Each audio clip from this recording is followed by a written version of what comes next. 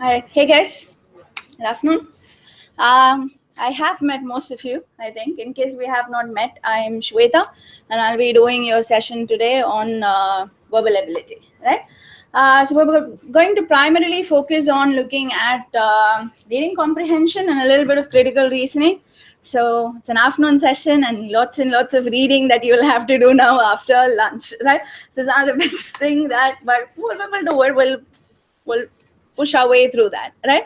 So we're going to be just quickly looking at how you have to approach how you have to read your passage, what information do you have to look for when you're working on your reading comprehension, because as you know, RC is the most important section in the verbal part, right? Most of your questions are going to be reading comprehension based. So lots of reasoning, there's lots of information that you will have to get in your initial reading of the passage itself. There's certain things that you will have to identify, and we're going to be looking at how you have to approach your RC passage. So basically, what should you look for? The basic things that you have to identify when you are reading the passage itself. And then when you're approaching the questions, we'll quickly look at what are the different types of questions you have and how you have to process those questions when you are answering them. There are some questions that you can answer based on your overall idea, overall understanding of the passage itself. There are some questions, obviously, that you'll have to go back, read, and reference the passage because they're pointing to very specific things that the author has said in the passage. So you need to probably revisit that information in order to answer the questions, right? So we'll broadly look at our main focus today, however, is going to be on how you read the passage, because that's important. It's important that you get the nuances, the details that are there in the passage when you're reading it. You need to understand the tone in the passage when you are reading it. So we're going to be focusing on that aspect more so than on the question answering part of it. All right. What is it that they test in reading comprehension? Questions are not going to be fact-based. All right. They're not going to give you a passage and then ask you in which year did this happen, where you happily look at the passage, pick the number, mark the answer, and move on. Those kind of fact-based questions are not going to be there in your CAT. If you do find such a question, it will be probably one or two out of the entire lot of questions that you're going to see. Most of your questions test you on your ability to quickly process information that you're not necessarily familiar with, right? The topics in the reading comprehension section can be from absolutely any topic in the spectrum, right? So you can have science related passages, environment, literature, philosophy, legal systems, business, economics. You can have absolutely any kind of passage, right? And not all of us are going to have some kind of prior knowledge on these topics. And one of the things that we have is a mental block, right? If we see a topic that we are unfamiliar with, our first reaction is, oh God, how am I going to read this passage, right? That's why they say a lot of your answering and reading comprehension is psychological. If you tell yourself, look, okay, fine, let's try and understand what this new topic is. This sounds interesting. Let me see what this is about. Even if it's the most boring topic that you can possibly find, your ability to process and answer your reading comprehension questions will actually be much better than if you say, oh God, how am I going to answer this economics passage correctly, right? They don't expect you to have prior knowledge. No one expects you to have prior knowledge. And they don't give you words that they're not going to use language that is, that is really out of the bounds that we don't normally use, right? Throw you very difficult to read in terms of the vocab used passage and expect you to process that, right? It's going to be about your ability. Whatever might be the topic of discussion, let me take this as an interesting thing. Let me see if I can process what's happening. It is irrespective of the topic, irrespective of the language. Whether you are receptive to that is what they are basically testing you in the inference-based questions. So even in the questions that they ask you, they're not going to really pick and prod into every little detail that is there. The core idea, if you get in the passage, core idea per paragraph, core idea in the entire passage, you will be able to answer your understanding-based questions as well. Right? So when you're reading the passage, when you're processing it, need you to understand what's the objective of the author. What is the author trying to do in this passage? A lot of times, an author will try to do one of two, three things. He will just try to inform you, right? So you can have like a passage where basically he's just giving you facts, trying to educate you on a particular subject, right? He's just trying to present a theory or help you understand a concept and say this is what this principle is, this is when it evolved, give you some historical background and so on. Though you have those kind of passages where the intention of the author is simply to inform you.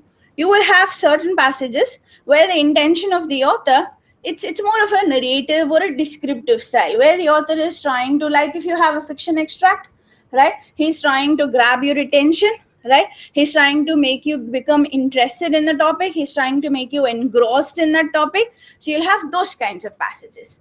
And then you will have passages where the author has a very strong opinion that he wants to express, he has to prove a point, and the objective of the passage, everything that is stated in the passage is towards his reasoning. This is why I think this is a valid point. So he is trying to make you convinced that whatever he has in his mind is logical and whatever he is thinking is valid, right? So those are the broad three things that the author would try to do in a passage. Some passages would try to do only one of these three. Some passages would try to do all of these three or more than one of these three. So there will be one part of the passage where the author is really has a strong argument or an opinion to make, but in order to get to that opinion, maybe it's a topic that not a lot of people are familiar with. So he has to start by first educating you about what the topic is. So he's going to tell you, look, this is the concept that we're going to talk about. It's an economic principle. This is how the principle is thought to work. This is how countries have implemented this principle in the past. All of that is background information where he's informing you. Right? Having informed you, then he is going to make a argument and say, okay, so what in this current economic situation, what we're doing right now, implementing this principle might not be the right path to take because of these reasons, because of these conditions. Earlier, this principle might have worked in this scenario, but things have changed in these ways in the last few years. So doing the same principle now will not make sense. And that becomes the author's opinion part of it, right? And you need to be, when you're reading the passage, distinguish all of this and say, okay, so this is the core essence of the passage. This is where he's expressing his opinion. In order to get to this opinion, this is what the author has done, right? Constant interaction with the passage is not going to help. Like, don't look at a passage like you're looking at me now, right? Where you're just like, okay, what's happening here? That's not going to help, right? It helps to talk to the passage, to interact with the passage, right? When I'm actually telling you, okay, so this is what the author has done, you need to identify that. I actually want you to say that out loud. I want you to take notes when you're processing the passage. That's important that you identify it, right? In order to identify it, there are certain, let's look at quickly the basic styles and structures that you can have, things that you can have as a fallback option. I know I can classify the passage into one of these, right? If you have standards that you can classify the passage into, it's going to be that much easier for you to actually do the processing when you are reading the passage. Rather than if you have to out of the blue identify in your own words what the author is trying to say. Right? If you look at the narrative style that the author has taken, the way in which things are written out in the passage, you have four narrative styles. You have narration, description, exposition, and argumentation. These are the most common styles, and argumentation would probably be the most common style that you will find in reading comprehension questions in the CAT.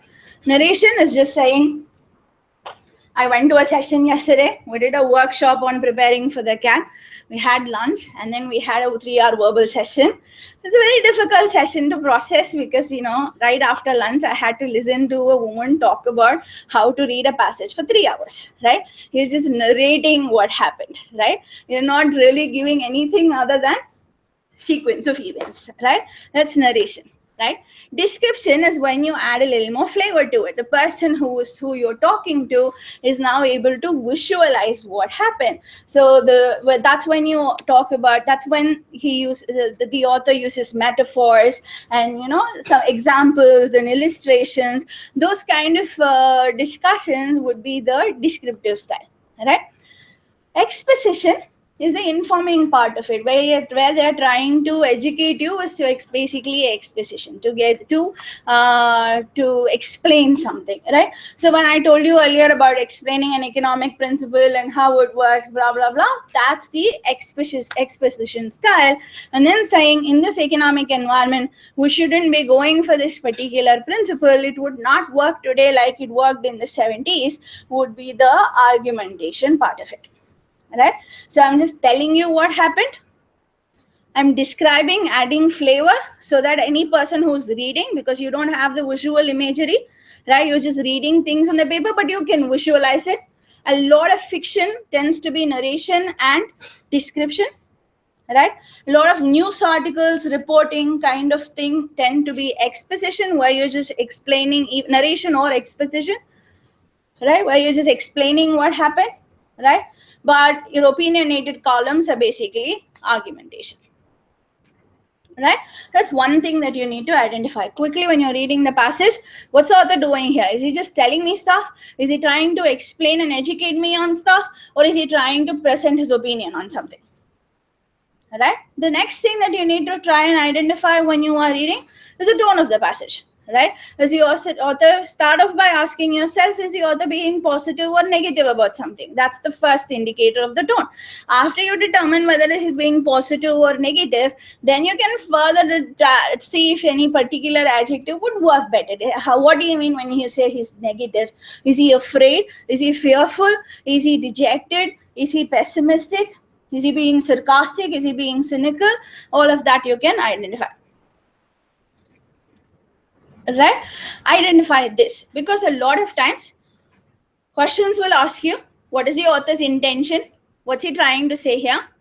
And you will not be able to answer that unless you get that he is being sarcastic in the passage, that there is a certain tone to the information that he is discussing, right?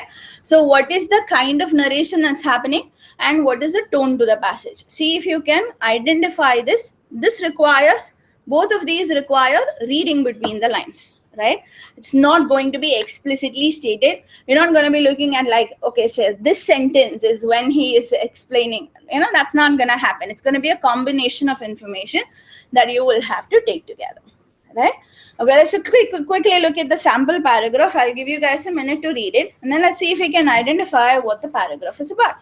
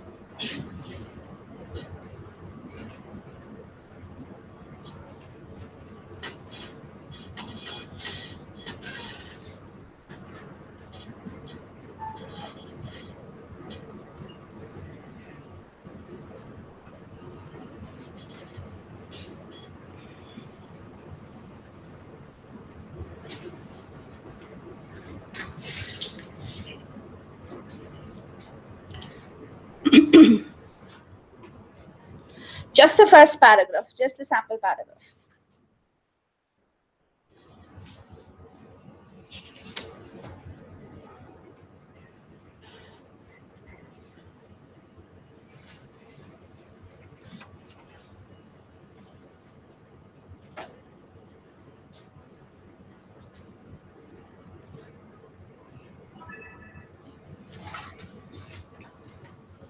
All right, now consider what the author is trying to do in the passage, right? What are the four options that are given? What do you think he's trying to do? Quickly, is he arguing, educating, or entertaining?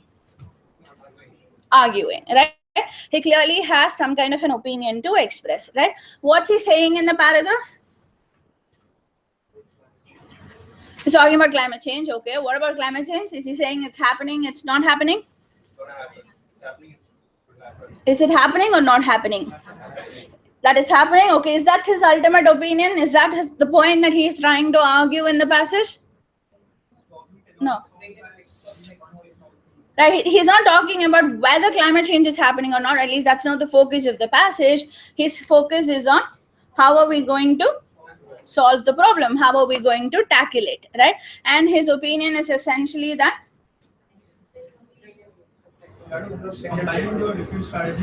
right, no one technology, no one methodology is going to help us tackle it.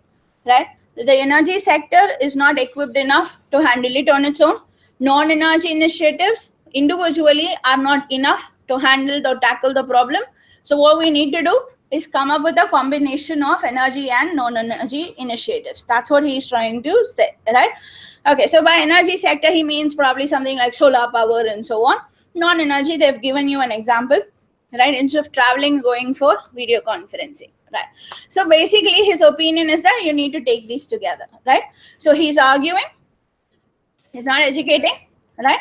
And his argument is that combination of different strategies are needed to tackle climate change, right? You can figure that out. There are key words that you can notice when you are reading the passage, like when he says no single technology will work, when he says the challenge therefore is one of these, that's when you realize that he's saying that this is a problem and he's giving an opinion and he's not just describing something, right? So those are the indicators of the tone in the paragraph, and that's what you need to be paying attention to and processing when you're reading it, right? We'll look at a few more exercises. We'll look at a few more paragraphs. Can you check out para 1, the exercise 1, para 1, the next one?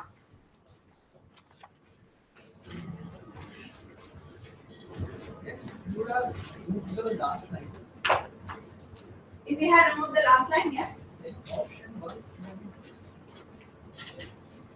One second, let me look at option 1.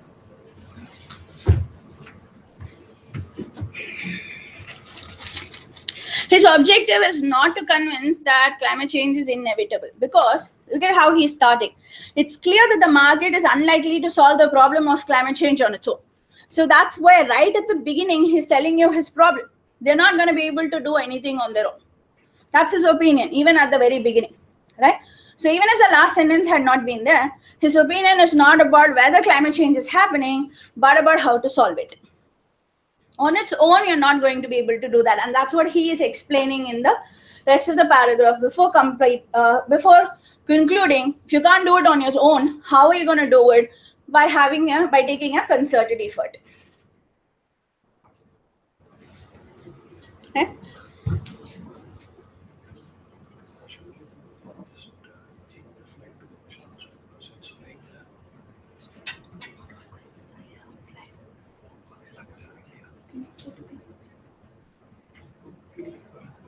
Some paragraph questions there. Right. But not for all exercises.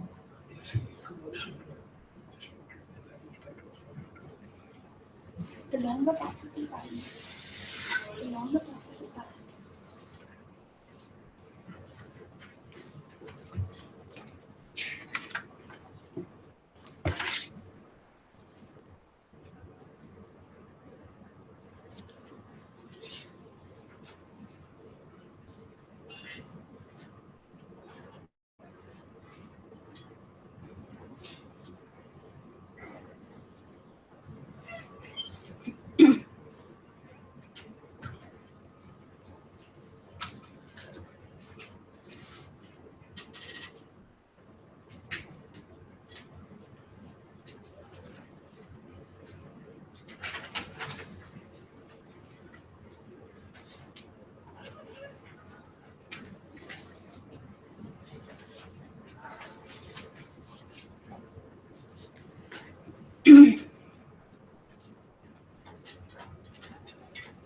Done reading the paragraph?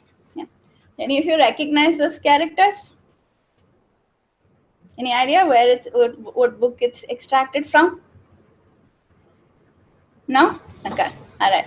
No, it has nothing to do with answering your passage. But have you heard of P.G. Wodehouse and the butler Jeeves? Any references in any way? No, it's a very popular series of books. It's written based on this guy, Bertie, who is one of the lower, upper class in England, and he has a butler, Jeeves. Bertie keeps getting into trouble, and Jeeves keeps rescuing him. That's what all the books are about. Right. So this character, that's basically from the book.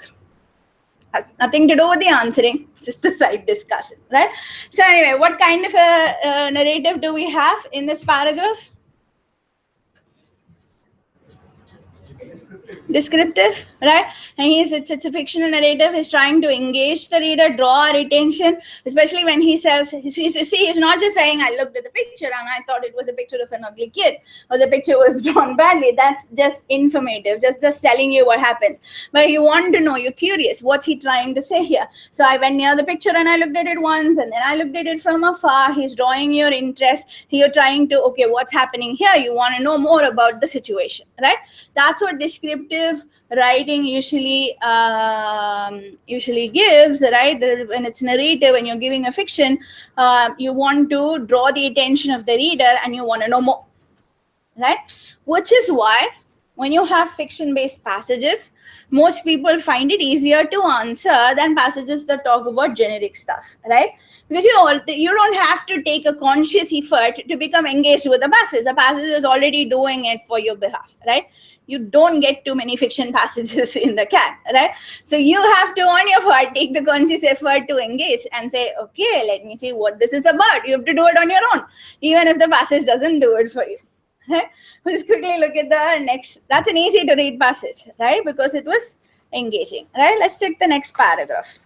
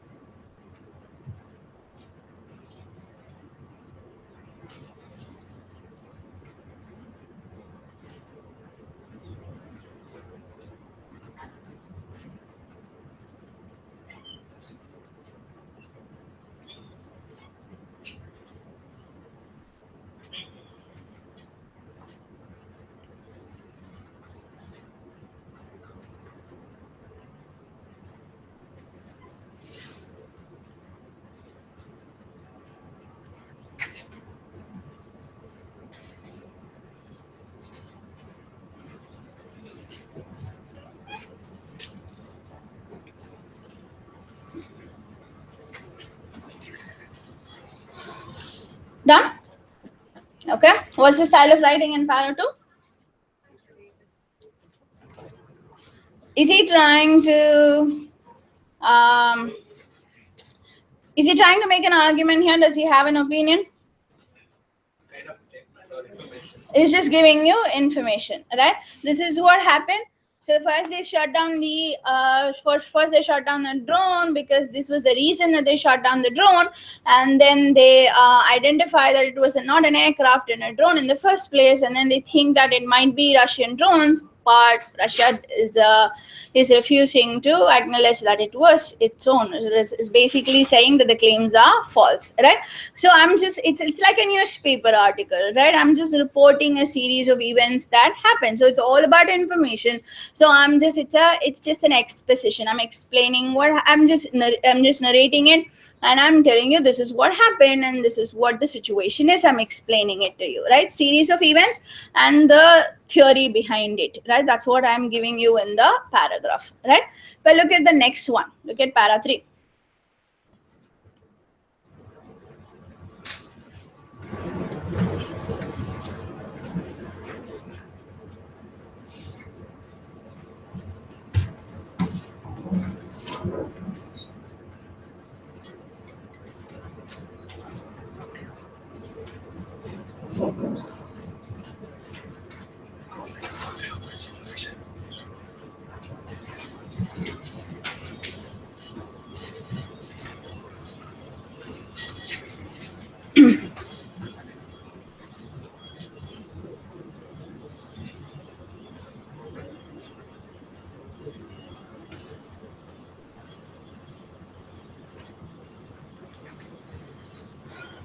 What are we saying here? What's this paragraph about?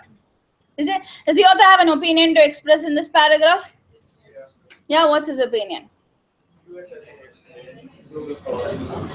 US is powerful? US is powerful because there was no competition or other countries were that powerful them. Right. So there is a decisive point. So if I asked you, what is the point to the Bertie paragraph? What are we talking about there? The first one that you read? What's the point of that paragraph? To say that the painting was ugly? To say that he saw the painting? If you had to say, look, this is the one point in this paragraph, what would that be for the Bertie paragraph? He didn't like the painting. There is no point. There is no one point. It's just a series of events that he is telling you what it is, right? What is the one point in the Turkish paragraph? Drone paragraph. The drone was shot down. That's the main point. If I ask you, if you're doing this as a question, okay, and you're seeing the paragraph and then the question asks you, what is the main point of the paragraph? What is the central theme of the paragraph? What are you going to say? Not just to say that the drone was shot down. It's not just to say that the drone might be Russian. It is everything. Right? You can't say this is the one point and point to a particular sentence in the paragraph and say there's no other intent here. Right? But what is the point that we're trying to establish in this paragraph? That US preeminence is not being contested. That it's still the country, it's the only country that is still able to project power right across the globe. That's the point here, right? So argumentative paragraphs where the author has an opinion have one clear decisive point that they are trying to make. There will be lots of facts thrown into that paragraph, but they are subordinate to the opinion that the author is expressing. If you have a main point or a central idea or a title question to those kind of passages where the author has an opinion to express, don't summarize everything that is happening in the paragraph. That's not the author's intention. His focus is only on establishing his opinion. He is not talking about Russia and China here. That's not the focus. We are talking about Russia and China to show that because China was still developing and because Russia was on a downward spiral, the point that we are trying to show is US remains strong. So that is secondary information to talking about American global power. Right? So you will have levels to your information when there is an argument in the paragraph, right? And you need to be able to pinpoint that opinion and say, okay, this is the main point of the para. And sure, when you read the para itself, you tell yourself, this is what the author is trying to say. This is the focus. Identify that. It doesn't matter whether you have questions about it, because you'll have some kind of a question about it. They might not ask you explicitly what's the main idea of the passage. Not for all passages that you're working on. It's a very common question type, but you need not find it for everything. They'll ask you what's the author's tone, what is the author's intent when he talks about this, and all of that intent and everything is to establish his opinion. Right? So you need to say, when you have an argumentative passage, this is the common style that you're going to find. You need to say, this is the opinion, this is the central theme that we are trying to establish in the passage. Are we okay? This is the logic behind it, but this is the point we are trying to establish. Yeah? All right. Yeah, so as I was saying, passages don't just have a single purpose. It's not just going to be like you had 3 paragraphs here. Each was on a different topic and each had a different purpose, right? One was just to describe an event, what he was experiencing. One was just to tell you a series of events that happened to just give you that information, and one was just to make a point. But in your passages that you're going to be working on, you're going to have multiple paragraphs. So when you're doing it, just imagine you have multiple paragraphs on the same topic. So you say, okay, here's where he's giving the description. First, he's just introducing the principle. This is where the opinion goes and so on. Take a 2 or 3 word summary of your paragraphs when you're reading the entire passage so you know what is where. Right? So that you know which part of the passage is argumentative, which part of the passage has information, where should I look for if I have questions about the facts. Put it all down. All of these multiple styles you're going to find possibly in the same passage. Not necessarily all the time, but possibly. right? So be able to differentiate the styles of presentation that you have when you are reading a paragraph. Yeah. Right. We're going to be looking at a few more paragraphs, and we will look at questions following the paragraphs. I need you to identify the tone. I need you to identify how what have they gone about, how have they gone about arriving at the point, if there is a point in the paragraph, right? So is the paragraph reliant on what kind of specific detail? Is he giving facts to validate it? Is he giving examples, data? See if you can identify, break down the paragraph into all of its structural elements, right? All right. Part 1, exercise 2. Let's go ahead and read it.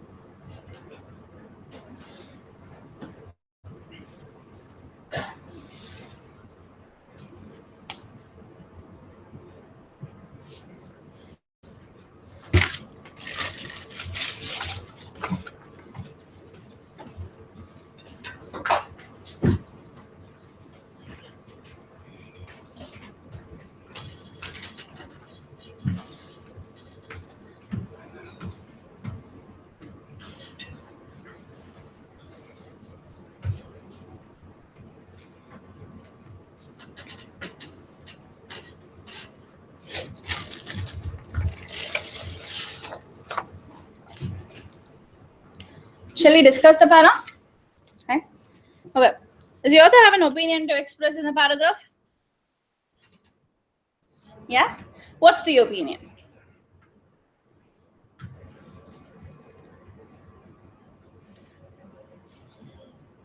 What we consider unacceptable speech is reading the word and book.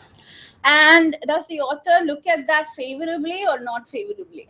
Does he think that accepted speech, the bar for accepted speech should become lowered, or unacceptable speech? Sorry. Any indications that there? Sure. Okay, so this is the kind of paragraph that when you are reading and you're reading it for the first time, right? Sentences are slightly longer, right? And they're talking about an abstract topic. So I just want to quickly talk about how you read this paragraph, right? Take it slow. This is a kind of paragraph where when you're reading it, it helps to kind of talk to yourself and tell yourself what's happening, right? Don't read everything. Don't go because there's a ban in academic circles on blaming the victim is generally considered unacceptable to question the reasonableness of someone's emotional state, blah, blah, blah, blah, blah. That's not happening, right? How are you processing the information, right? So take it slow and go, because there is a broad ban in academic circles on blaming the victim. So you're not supposed to blame the victim. That's what we're saying here. So because I'm not supposed to blame the victim, what's happening? It's generally considered unacceptable to question the reasonableness of someone's emotional state. So I can't blame the victim. So I can't question their emotional state, particularly if their emotions are linked to one's group identity, especially if if those emotions are about their status in the society or whatever. So I should not blame the victim, so I should not question the emotional state. That's what the first sentence is about. Take it slow. Especially if this is your first paragraph in the passage and you're just starting off on a particular topic, right? You just finished doing some other question type. We've just finished doing another a scientific factual biology passage about genetic evolution or something like that, and then you start off talking about this, your brain has to shift. Right? You have to go from processing that to processing this. So give yourself time when you read this passage. Take the first few sentences slow so that you understand what's happening, right?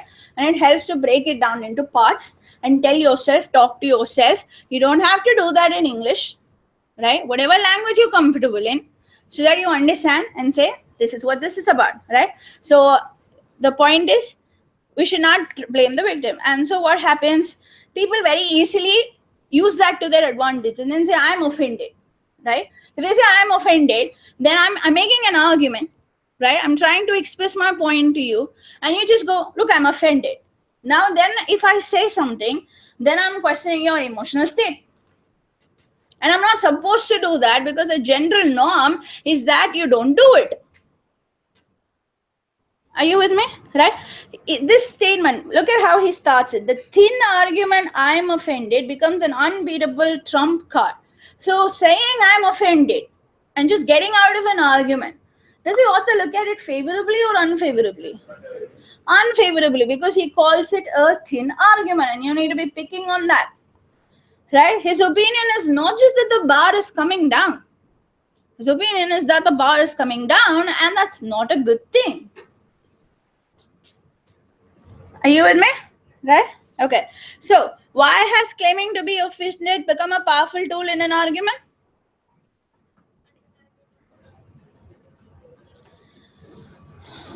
So, I cannot say I'm offended because it's an undeniable. It's an undeniable trump card, is what the point in B is, right? Question is, why has it become an undeniable trump card? Read and understand the question, right? Why has claiming to be offended become a powerful tool? Why has claiming to be offended become a powerful trump card? So you can't say it's an undeniable trump card. It's considered impolite when when you press an argument, when the other party claims to be offended. Why can't I say anything? Why has it become a trump card? Because the social norm requires that you don't question the reasonableness of someone's argument or sincerity or emotional state when they claim something like that. So it's the norm that you don't question it that has become unacceptable. That's what we are trying to say here, right? We are not saying it is difficult to counter a claim of offense as we have no tools. It's not about whether we have tools or not. It's about not doing it because that's the accepted practice. And it's not like it's difficult to counter a claim of offense. It's just that don't do it, right? That's what the practice is, right? B is kind of repetitive. B is a very attractive answer option, right? Because it has words from the paragraph that has been repeated there. And but the point in B is the reason it doesn't work. It's kind of repeating the question, right? Question is, why has it become a powerful tool? Because it's a powerful tool which is used as a powerful tool in an argument. Right? That's what B essentially says. It doesn't give you the reason behind why something is a powerful tool, right? And D is also stated there in the passage that it's become very low, but not that it's impossible to counter. It's not that it's so low that you can't counter it, right? It's so low that, why are we even talking anymore? Kind of a situation is what the author is presenting here, right? So be a little careful when you're processing your answer options, right? So it's very attractive to pick an answer option that uses the same wording as in the passage, right? And that is why it's one of the most common traps that you will find, where answer options word by word repeat what's happening in the passage. Especially in a passage where you don't understand completely what's happening, that's the go-to answer option. I don't really understand, but I see that this is there, so let me just pick it, right? So be a little careful about that. And always remember, if a question points you to a particular sentence in the passage, like this question points you to the second line, the thin argument I'm offended becomes an unbeatable trump card. So question points to that and is asking you, why is it a powerful tool, right? The answer is not in that sentence necessarily. Most often than not, like 70-75% of the time, your answer would be around that sentence. The author will give his reasons and then make the point, or the author will make his point and then give the reasons. So when a question asks you what are the reasons, you have to look above it or below it, right? So always look around the point of the passage that you are going to, rather than just looking at that one statement and trying to match words with what's happening in the passage. Are we okay? Right? And you need to pick on these kind of statements when the author says that it's a thin argument, that the bar is becoming further and further lowered. When he says stuff like that, you need to pick on those wordings, because you don't have a question here. You could have a question, and then you need to identify that the author doesn't approve of people saying this. That saying I'm offended and getting out of it is not something that the author is appreciative of. You need to get that. Another question would ask you about the tone of the discussion. You need to be able to pick on it. Are we okay? Right? So get the next one. Look at the second paragraph.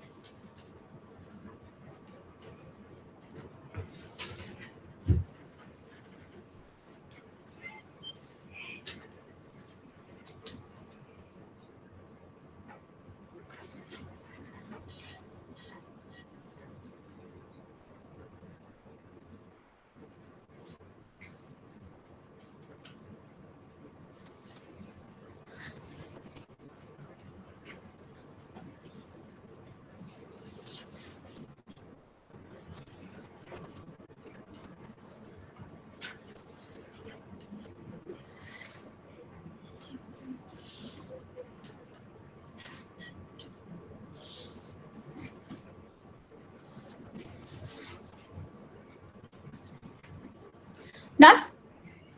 What's the paragraph about?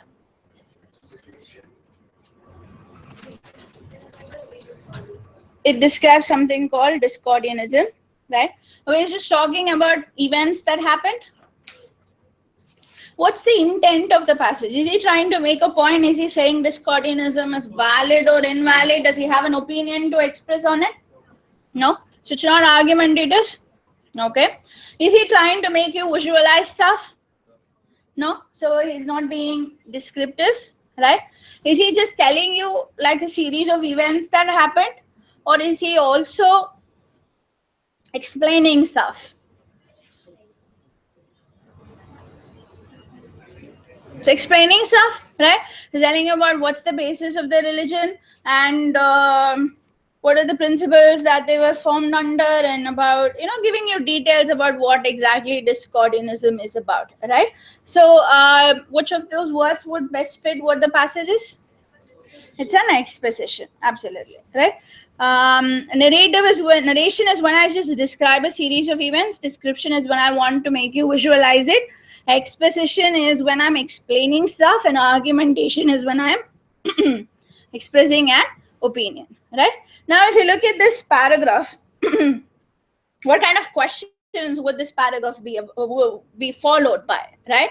When you have an argumentation paragraph like with the previous one, questions I told you would be about what's the author's opinion and identifying his tone and identifying that he's not approving of it, right? Approving of taking the I'm offended card, and you need to pick on that in order to be able to answer the questions correctly. So when you have an argumentation kind of a paragraph, the tone and the implications are important, but this is just factual, right? So what kind of questions would you have following this passage?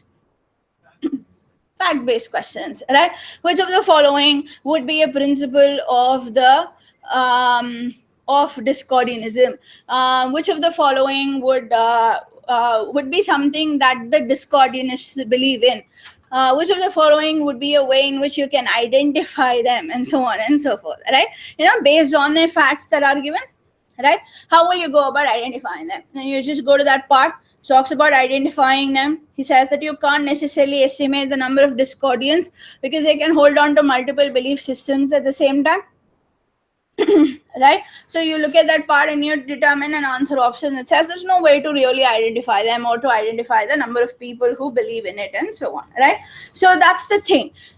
When I'm reading the passage, if I'm able to identify what type of passage I'm looking at, I can expect and I can predict these are the kind of questions that I'm going to have. And when the passage is argumentative, there's an opinion expressed in the passage, I will not be able to answer the question unless I really understand what the author's opinion is. So I'm going to take my passage reading slow. I'm going to ensure I understand the details. I'm going to ensure I understand the nuances. I'm going to ensure I understand the tone. But I realized that the passage is predominantly factual, right? 5 minutes later, who needs to know what discordianism is, right?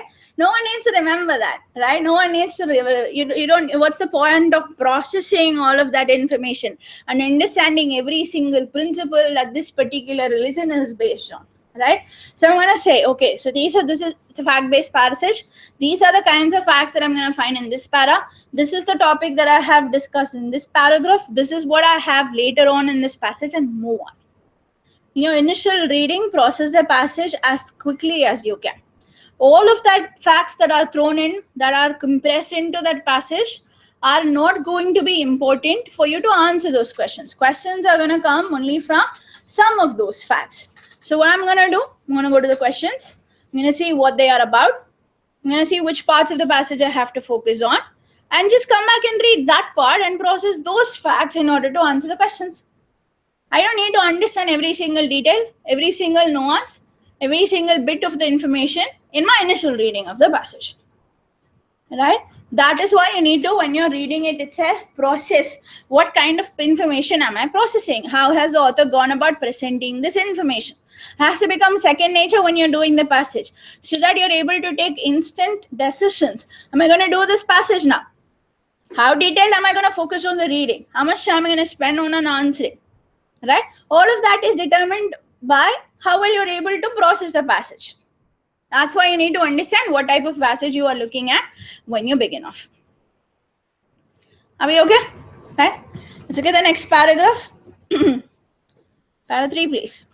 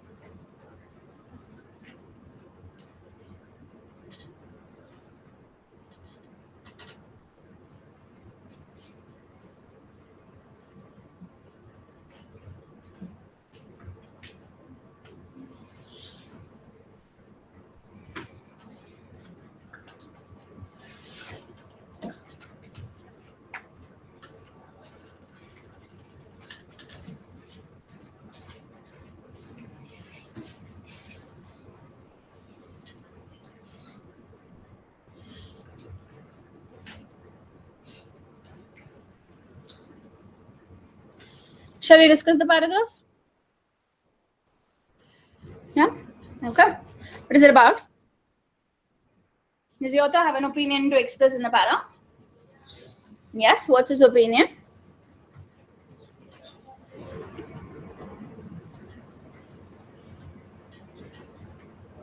We need to go into the forest more. He talks something about seeing the wood for the trees and all of that. What does that mean? It's about the loss of wildlife. It's about loss of wildlife, okay. What about the loss of wildlife? 40 elephants died, but no news coverage, okay. But now one elephant died and people are talking about it. So all of those are the facts that he's given to get to his point. Ultimately, what is his point?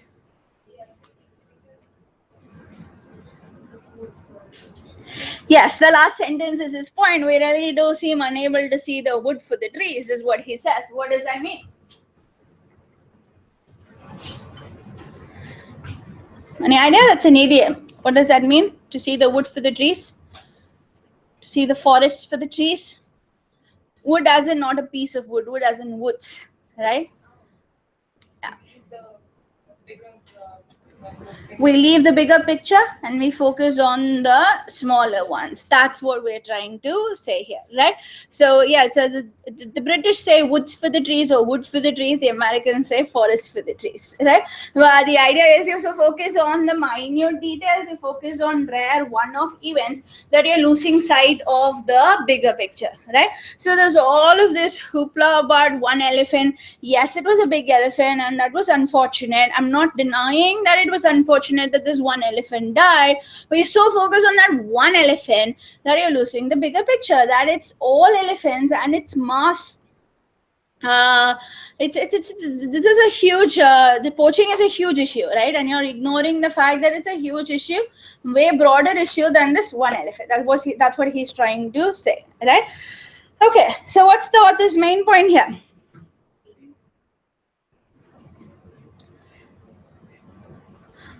What about C?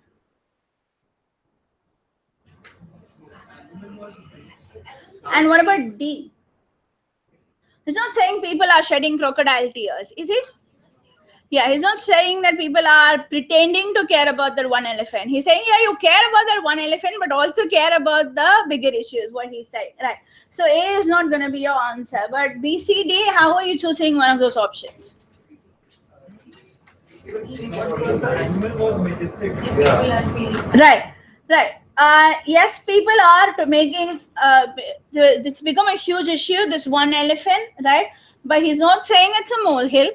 First of all, he's not saying that you shouldn't have the detention. He's saying give the detention to everything, right? Not just to singular issues. And he's not saying that it's about the animal being majestic. Yeah. So he's not saying people are focusing on that one elephant because it was 120 pounds of tusk, right? That's not what he's saying, right? So yeah, C is not your answer. What about B and D? How do I choose? It's exaggerated. The coverage of wildlife is not the point here. Yeah. Coverage of loss of wildlife, not coverage of wildlife. We're not talking National Geographic. Tigers, lions, etc. Yes. So coverage of loss of coverage, very singularly, 1 or 2 cases are reported, but not many cases. It's not the major ones. Right. So that's why there isn't enough coverage of loss of wildlife. No, there is coverage, but the coverage, the day of coverage is what they are actually. Passage is like comparing the two incidents. Okay. Option is not comparing anything. It's just taking a simple fact. Passage is comparing one. It doesn't talk about the issue. Yeah, it is not about the loss of coverage of wildlife. It is more about us not being able to see the bigger picture. There is a bias there. And that's there in the second half of D. But the focus is the first part, right? The second part is like an explanation for the first one. I mean, like a because for the first one. Okay. Yeah. Right. Kind of. Right. He's saying that because we don't see the bigger picture, there isn't enough coverage of loss of wildlife. It's the other way around. His point is that we're not seeing the bigger picture. That's his point, right? So yeah, so that's become a secondary issue. You're giving that as a reasoning, you're giving that as a fact. His point is not that we're not covering the loss of wildlife, it's that we're not focusing on the right aspects of it. We're not looking at the right things, right? And yes, that comparing sensational killings to the other severe cases, the ones that have a bigger impact is what he is trying to say. So yes, B would be your answer. Right? Okay, is this what's the author's tone in the passage? Is he being sarcastic necessarily? Negative, definitely, yeah, but would you say he's being sarcastic? Sorry?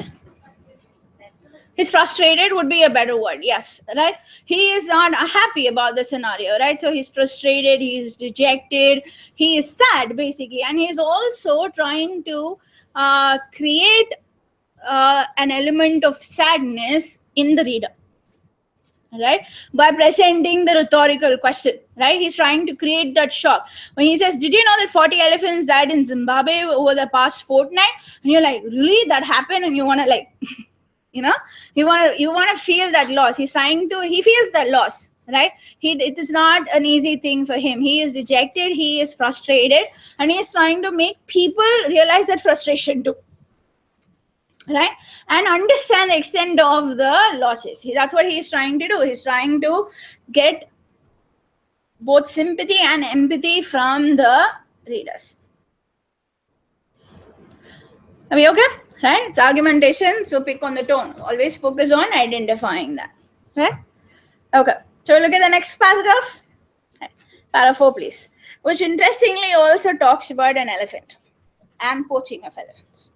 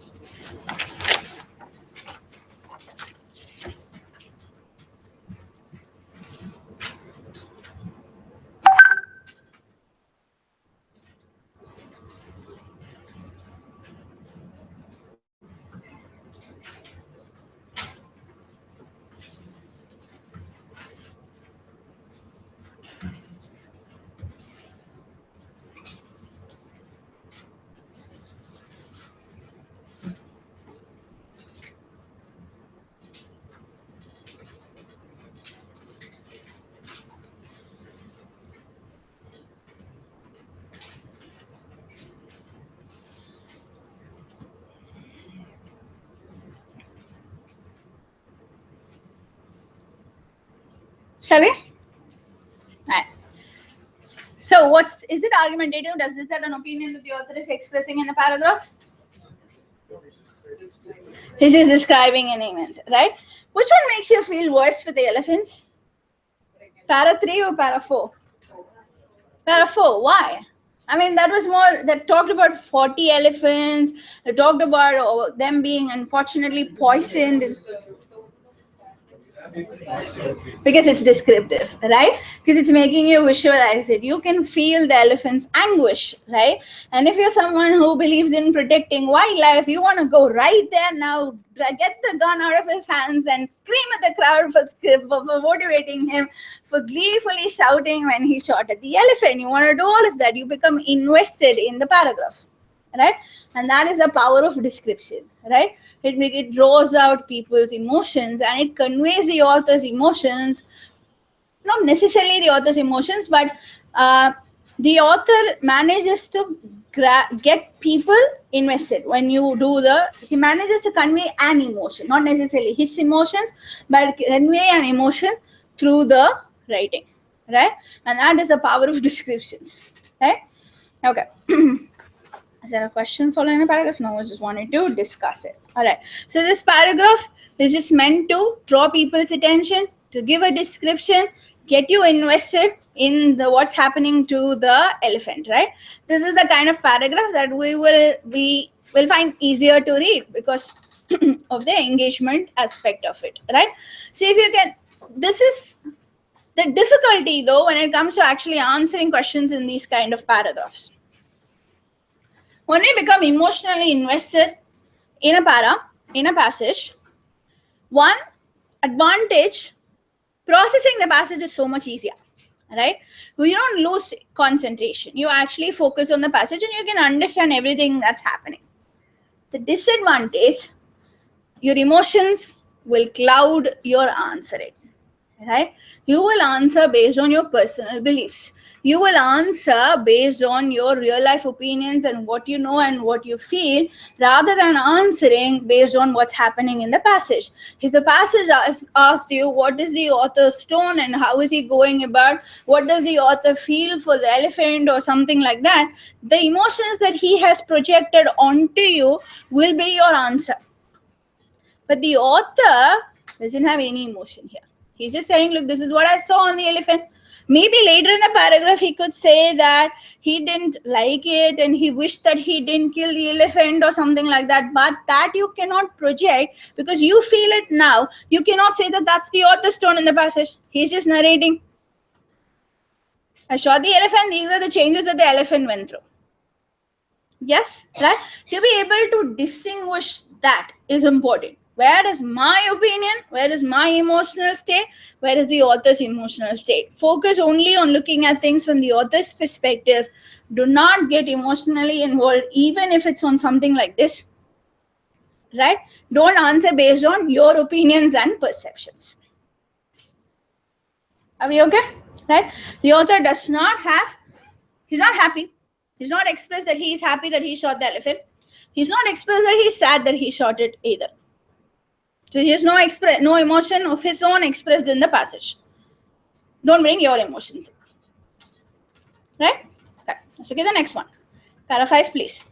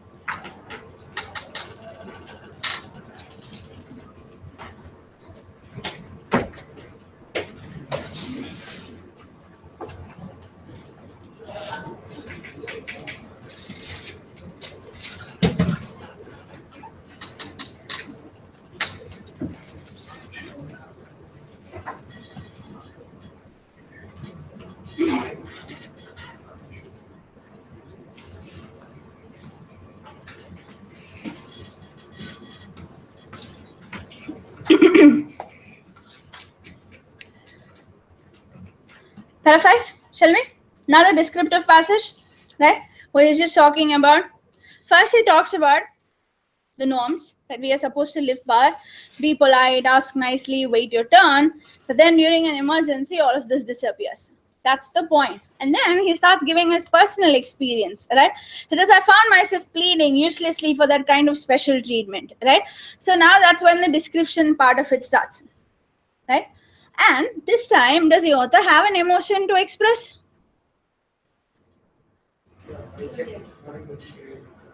Right, he wanted to call 911 as if it could transport us back to a more responsive world. I found myself pleading uselessly for that kind of special treatment. What is the tone that the author is expressing here? How does the author feel? Desperate? Helpless? Right? So that you get that, right? So the difference between this one and the previous one, again, it's drawing you in. Again, you are able to relate to what's happening. There are emotions invested here, except this time the emotions also happen to be the author's emotions that he is conveying. That's what makes this more probably to some people more relatable, right? It induces curiosity. What is the situation? What's the emergency? Why did you want the special treatment? I want to know more about what's happening to the author. I want to make sure that the author is okay, right? So the difference between this one and the previous one, there he was only projecting emotions. Here he's projecting those emotions, but they also happen to be things that he is feeling. So here, if I have a question about the tone of the passage, then I can answer that. He wants me to feel his pain. He wants that sympathy. Are we okay? Right? See the difference in tone, right? So here, if you answered based on the tone, that's perfectly fine. But if you did that for the previous passage, not so much. Right? One last paragraph. Go ahead and discuss. Let's read para 6.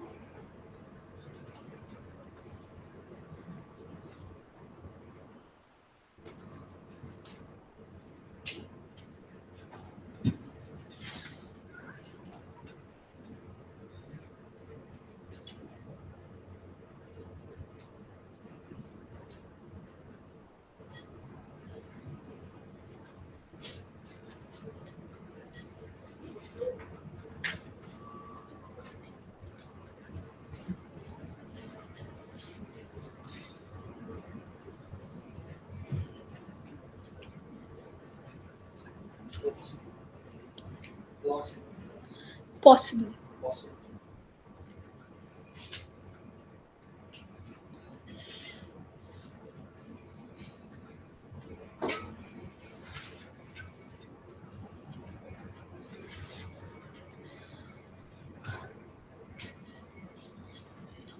Shall I? Para 6, is it opinionated? Does the other have an opinion or not? Is he just giving you facts? Is he trying to describe here what's happening? Just facts? He has an opinion. What's this opinion? What about the future? Is he saying the future looks bright? Is he saying that, is he talking about skeptical about what? We're saying any normal person's data can be interpreted in a variety of ways and manipulated according to the situation.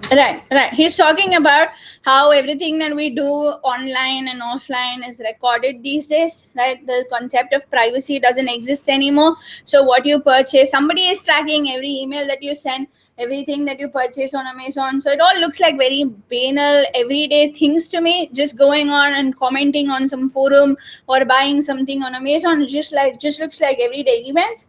But that can be used, right? To draw conclusions about my life, to draw conclusions about what I believed in. So to draw theories that may or may not be true. So people could be using that data in order to draw and support any conceivable proposition, right? And does he think that that's a good thing or not so much? Why? Because the last line says, I clearly imagine the range of charges. Right. More like He's describing his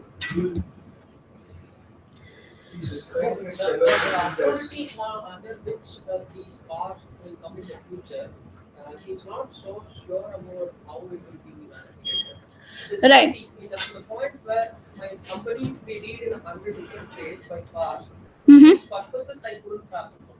Which means he's scared. He's very skeptical. Right. The purposes, it can be read in 100 different ways whose purposes I cannot fathom now.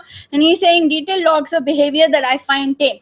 I think it's inconsequential. I think it's just a normal thing, but people could be interpreting it in a not so tame fashion. So he's thinking the worst of the worst that could happen, right? That's what he is saying here. So yeah, he is fearful, he is afraid, and that's how he started off, right? If you look at the first sentence, he says, people take comfort in their ordinary lives.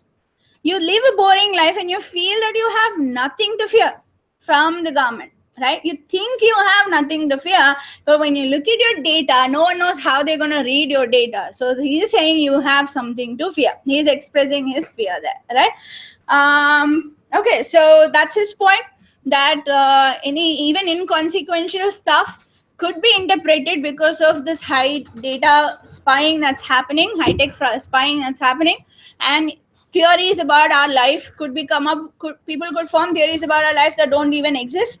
And I can prove those theories very convincingly, even though they don't exist because of just the data, right? And he thinks that that's something to be worried about. That's something to be apprehensive about, right? That's the point in your paragraph.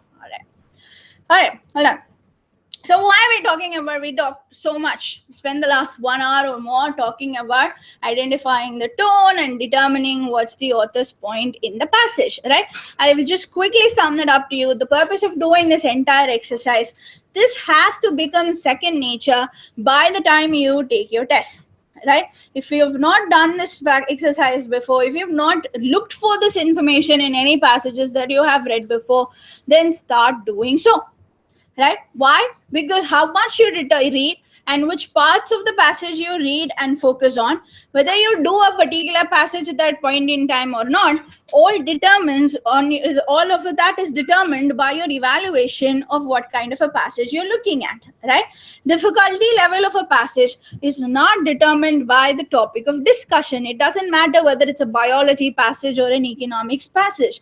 Difficulty level of the passage is determined by how explicit the author is in the information that he is trying to convey, and how much of it is in the details and in the nuances. How much time am I going to have to spend in trying to process and understand this passage, right?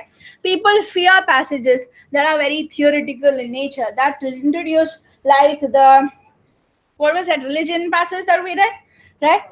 Discordianism, right? Thank you. Right. So a passage like that, when you read the first sentence, instinctively a lot of people fear it, right? Because there's a concept that we have never heard of and that's being explained. It sounds very theoretical. So how am I going to read and process this information, right? But you know that that's a very factual passage, and if the questions do not require an in-depth understanding, the passage is not necessarily difficult, right? Whereas a passage that sounds like it's easy to read, like one of your elephant passages, might be followed by questions that really prick and prod and ensure that you get the right nuance and that you're not talking about it from your shoes but from the author's shoes. So it might seem like an easy to read passage, but if you don't have the right perspective, you will keep falling for the traps that are there in the answer options, right? This is the kind of passage I'm looking at. Therefore, this is the kind of information I have to look at. It's an argumentative passage. I have to ensure I understand the opinion and the tone in the passage, right? It's a descriptive passage, so I need to understand what the emotion is that the author is trying to convey. but not ensure that I'm governed by those emotions when I'm answering the questions, right? It's a factual passage. So it's okay if I don't understand every bit of fact when I'm reading it in the beginning. When I'm looking at the questions, I will determine what I have to answer and from which part of the passage I have to answer. Right? Do that for every passage that you are working on. Are we okay? Right? All right.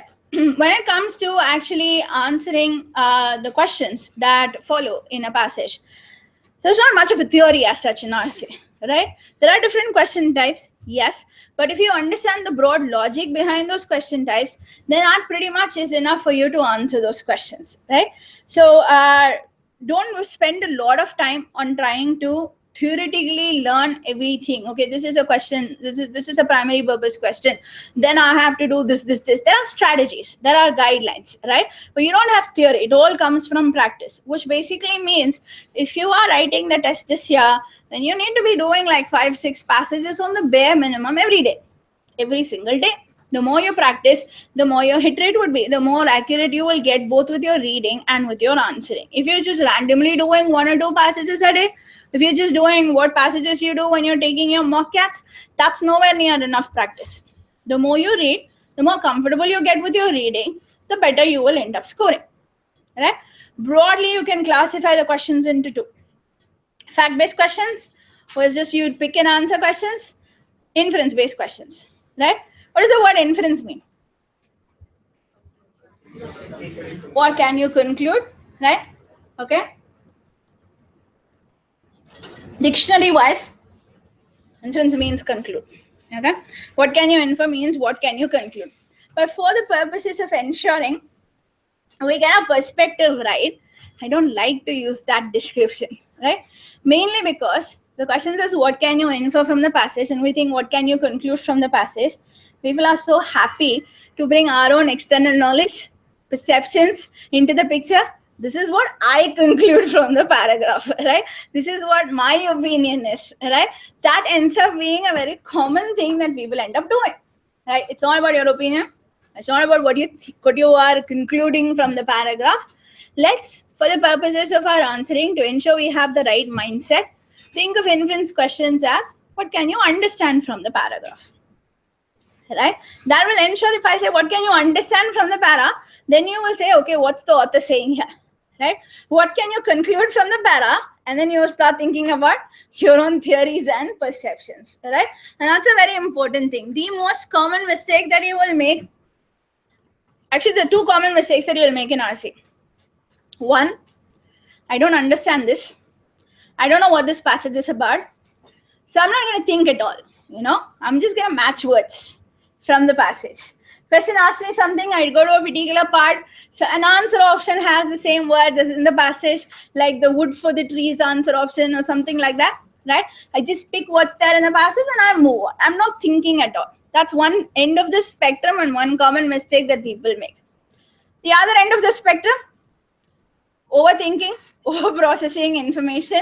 I have read something about poaching before and this is what I read. This is his opinion. I know in Zimbabwe there is a very common problem that they have and the government took this effort, blah, blah, blah, blah, and you bring all of that into your answer, right?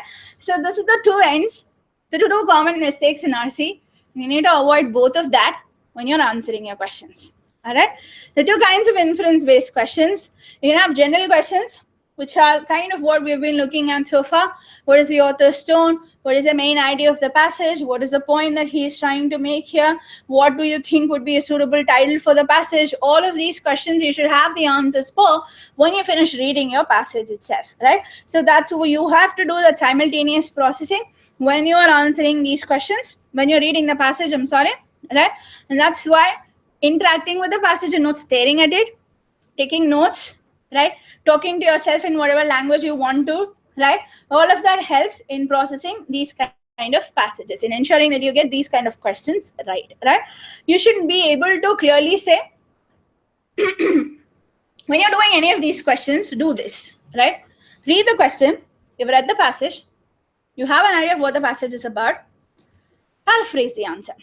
Tell yourself, something like this is what I want my answer option to say. Don't look at the answer options yet. Okay, tell yourself, okay, the passage is talking about detailed logs being taken of everything that we do, and the author is not, the author is apprehensive about it.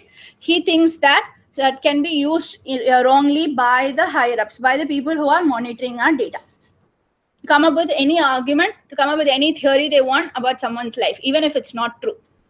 Something like this is what the author is saying in the passage. Tell yourself that. Then look at your answer options. Okay, it's very easy to go to the answer options and get distracted, right? To pick an answer option that sounds right, to pick an answer option that has the same words as in the passage, right? If you're not thinking about what you want the passage to say. So for any of these questions, when you see them in the question, tell yourself, this is the author's tone, this is the type of passage, this is the point in the passage, this is what I want covered in my answer option. Which is what the exercise that we've been doing from the beginning of the session has all been about. To answer these questions. They're very common question types. For every passage, you're going to find one of these. If they're not asking you for the main idea of the passage, they'll ask you what's the main idea of the last paragraph. It's the primary purpose of the last para, right? So think about the answer, paraphrase it, tell yourself what you want before you look at the answer options, right? When you're looking at specific questions, questions that point you to a particular part of the passage, and then say, in this statement, what does the author mean when he uses these words, right? Then those are the questions where you go back, you read the passage, and what did I tell you when you're answering those questions? 75% of the time, the answer doesn't lie in that sentence that you are going to. The answer lies around it, right? So you pick a keyword. Don't just, in your effort to save time, go to that one sentence that has the keyword. Read the context, get that picture. You don't want to have the entire passage picture in your head. That's not necessary. But that context, that picture, you have to understand correctly in order to be able to answer those questions, right? So fact-based questions are pick and answer questions. Broad generic questions, paraphrase the answer, think about what you want the answer to be, determine all of those elements while you are reading the passage itself, and then answer the questions. Specific questions that tell you what does the author imply when he says this, which of the following would be another example of the scenario, and so on. Go back, read that context, read around it, and then try and answer those questions. Those are your broad strategies. Simple strategies. You don't really have to think too much about your answering. Just ensure that you don't match words when you're answering your questions. Are we okay? Right? Let's try a passage. Right? Go ahead.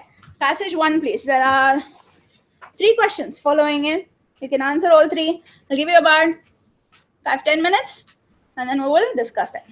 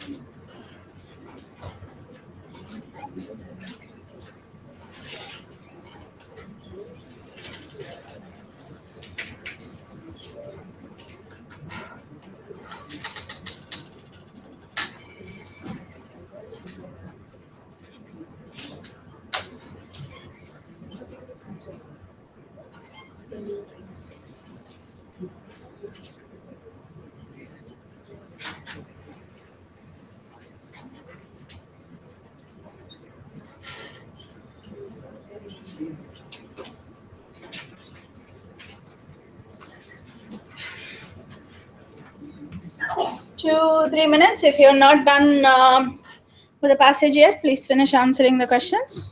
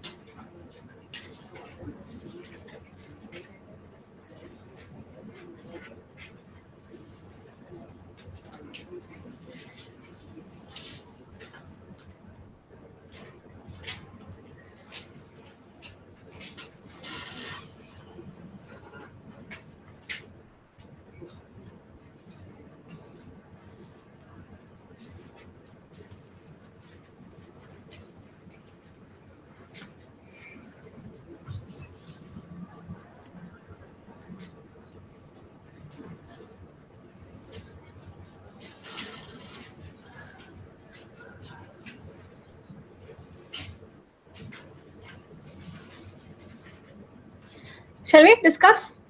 Okay. What's the passage about? Look at the questions in a bit. What's the passage about? What are we talking about? Compare the sleep. He's comparing what? Sleep patterns between people today and people who lived in a pre-industrial way of life, right? Why are we talking comparing people, the sleep patterns of people today and the people who lived earlier? The statement that find out the possible causes of sleep deprivation. Right. See, there's a very common theory is that it's modern luxuries such as electricity, television, internet, and so on that are leading to sleep deprivation, and that in return is leading to obesity, mood disorders, and other ailments. So we want to test out this theory. We want to see whether our modern way of life has an impact on how long we sleep and is actually leading to a reduction in sleep. So in order to find that out, they're doing this study. They're comparing, they're studying three people who are still living as three tribes, who are still living as hunter-gatherers, right? They're monitoring when they go to sleep. There are lots of elements there. They're monitoring variables such as humidity and temperature and so on as well, right? Now, what will the study results show? There's not much of a difference. Average sleep is actually higher for modern man than for the pre-industrial, pre-agricultural ones, right? So we sleep an average of 7.5 hours, whereas they slept only an average of 6.5 hours, right? And did seasons have an impact on it?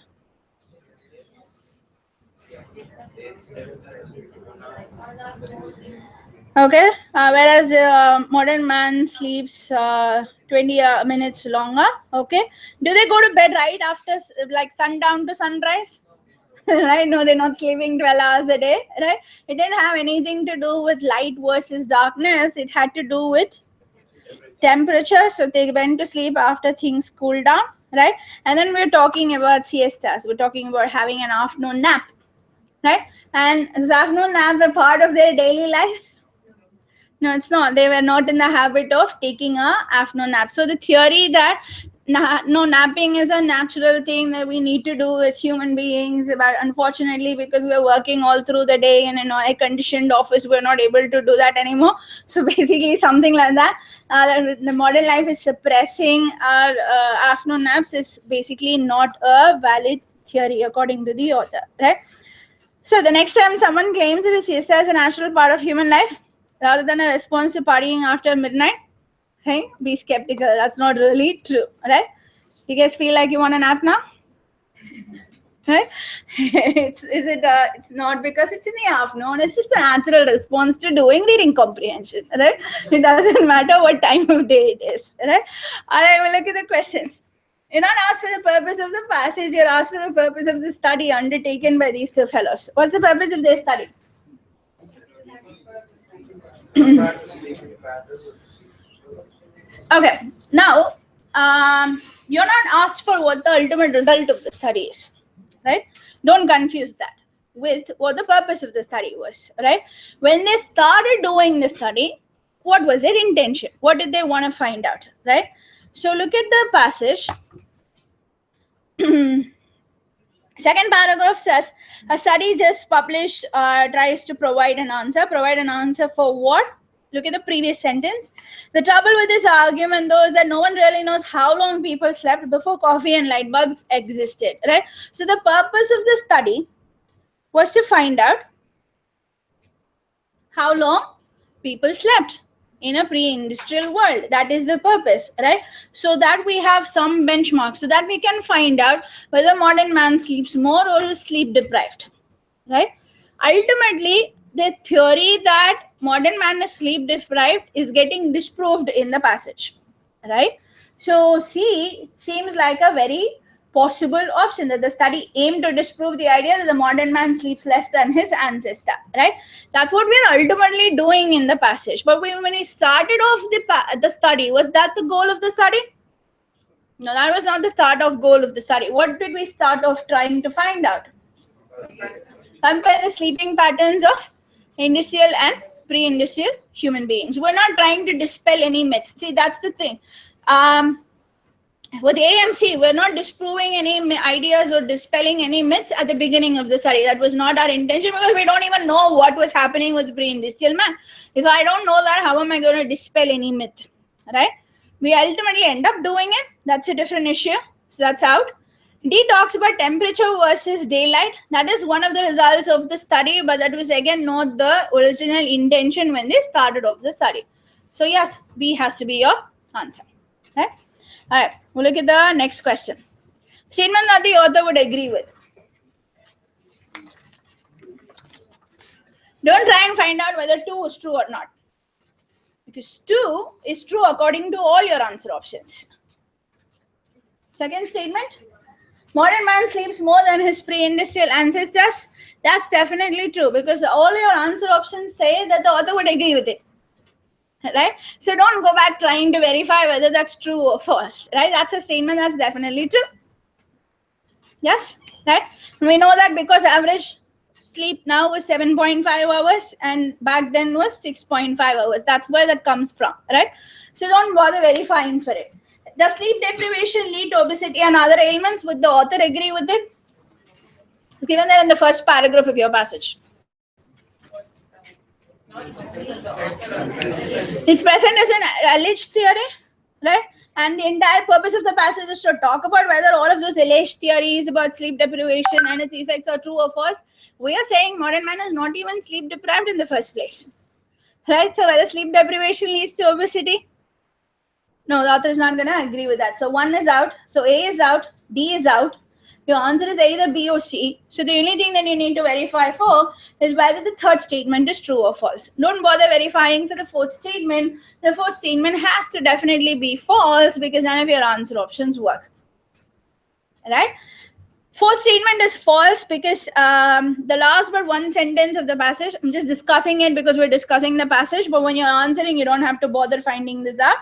The last but one sentence of your passage says, a closer examination of their lives may reveal ways of reducing insomnia. So there are things that you can learn from the hunter-gatherers, right? Whereas a fourth statement says, we have little to learn, right? So that's definitely false. So our modern lifestyles are a cause or not a cause of insomnia? Not a cause? Are a cause. That's what he's saying in the last sentence, right? You're not being in sleep deprived. It's insomnia is not because the last paragraph is where they're talking about insomnia. Last but one sentence, right? Yeah, we're talking about insomnia. It's more now rather than earlier, right? You didn't have insomnia among the hunter-gatherers. So when next time someone says that they want to sleep because it's a natural part of human life and they need to take an afternoon nap, then that's probably, be skeptical, is probably because they've been partying all night, is what the sentence is, which means our lifestyle is having an impact on our sleep patterns, right? So 3 is also false, which means your answer has to be C, 2 only. Most of the statements, the third and the fourth statement are from the last couple of sentences of your passage. First statement is from the first paragraph in the passage, right? Okay. One more question. What inferences does the author draw from the study? So what can you infer from the study? Comparison is unjustified. Don't compare at all. Is that what we're saying? No. It is unjustified if you say modern man is sleep deprived. It is unjustified if you say pre-industrial man probably slept more than early man. But saying don't compare at all, we're not saying that's not the result of the study, right? So the other options work. Is he saying insomnia is a purely modern ailment? Isn't he saying that in the last para? Hunter-gatherers are not getting affected by insomnia. Can you check that part?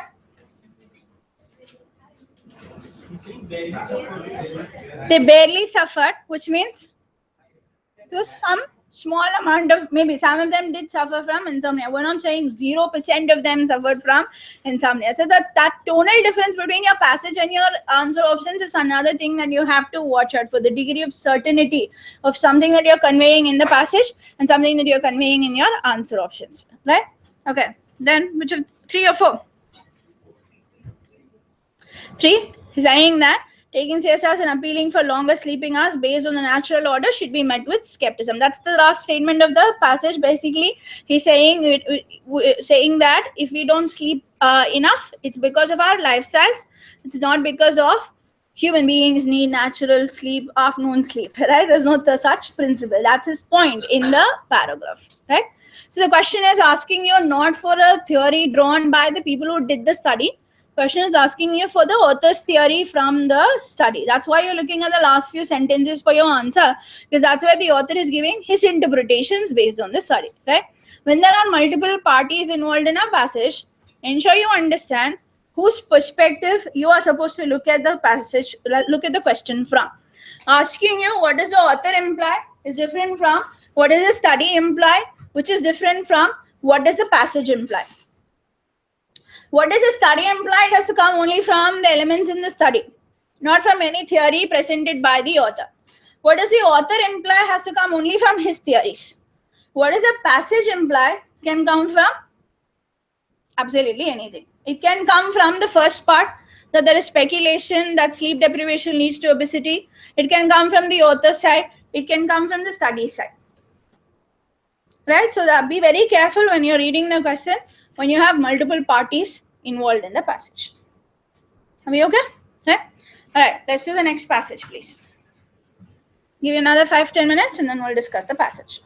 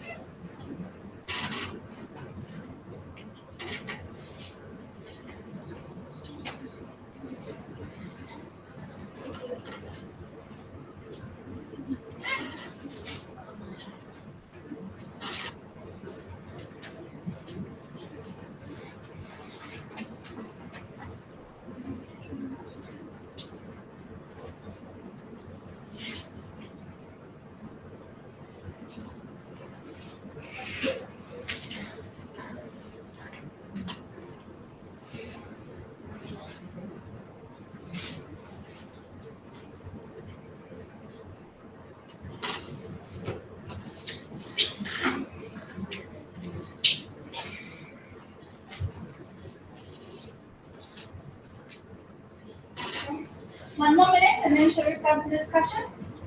Most of you look like you're done. Done or give it up? Okay, I got my answer.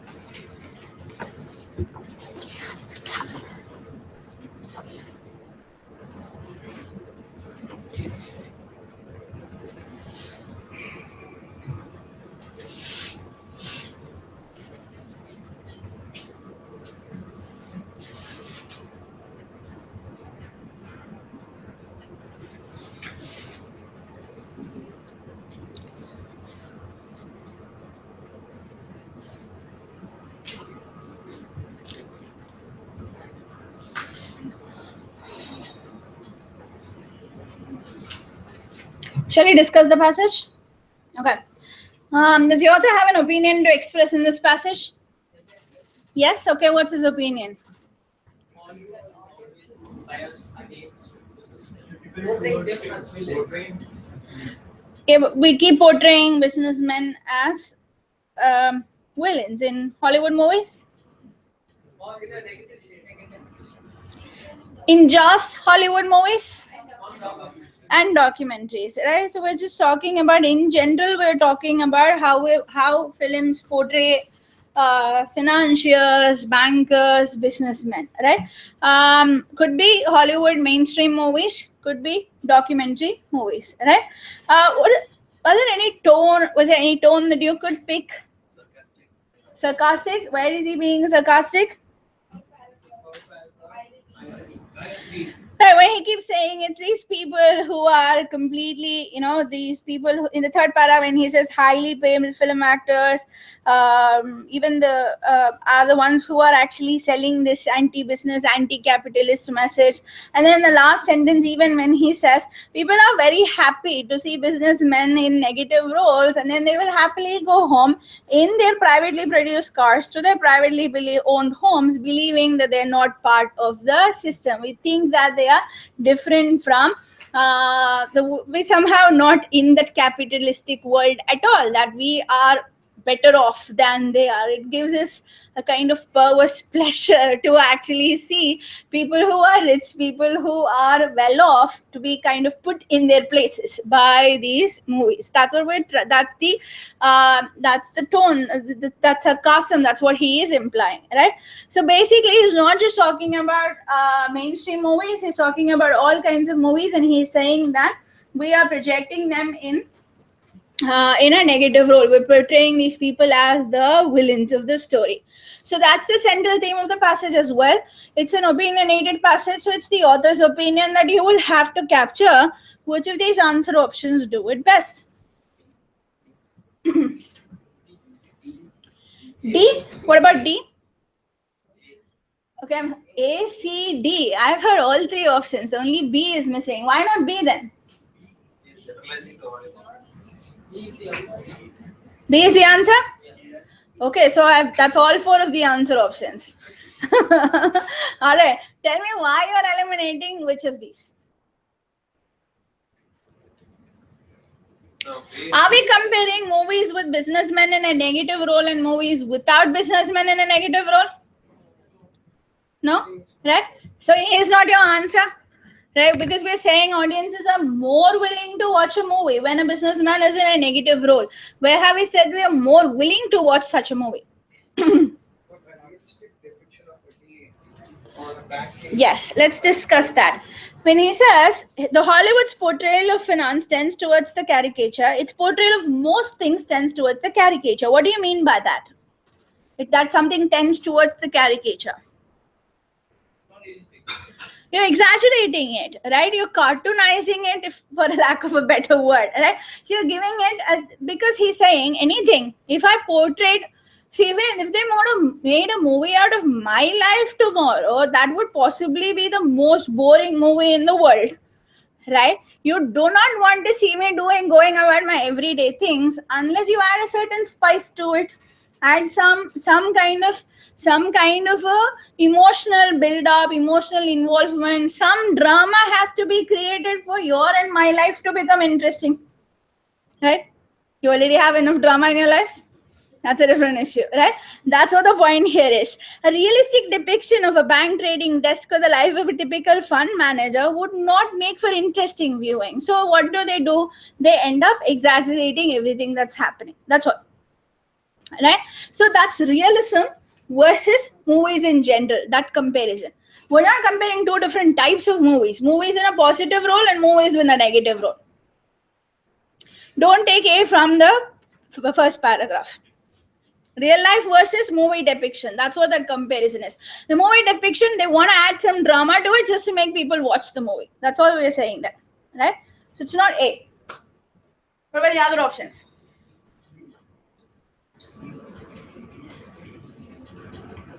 No, don't tell me B, C, D. Alright? I can do that myself. I want to know why you're eliminating the incorrect options. D can be eliminated. D can be eliminated. Why? Against finance or not? Yeah, whether the film industry is really against finance or not really against finance, I don't think anybody is against finance, right? That's not the point in the passage. It's about how people are being depicted. That's what you want to talk about, right? So B or C? What's wrong with B? B is not the core. It's written caricatures again inevitable. It's not written anywhere that they are. It's like most things tends towards them. Right. Not that we have to like. They grow caricatures to make it more interesting. Right. And he's saying you need that.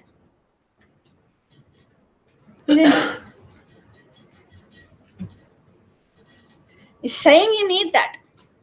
But that is not discussed as a central theme of the passage. Yeah. Okay. It revolves around Negativity of finance. the prejudice of the movies and documentaries towards capitalism in general. Okay, but look at what B is talking about. B says Hollywood is generally critical of finance and capitalism in general. We're talking Hollywood specifically.